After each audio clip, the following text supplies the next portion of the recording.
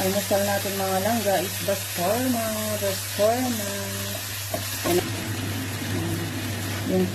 Yung dalawang anak ko lang kakain. Lagyan natin ang itlog. Dalawang itlog. Lang natin ganyan. Ng pepper, konti lang.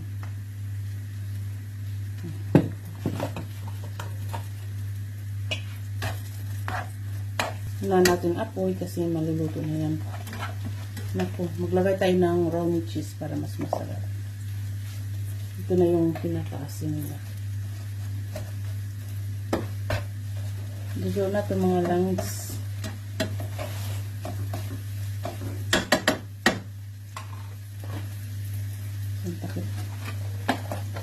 Luto na yung breakfast.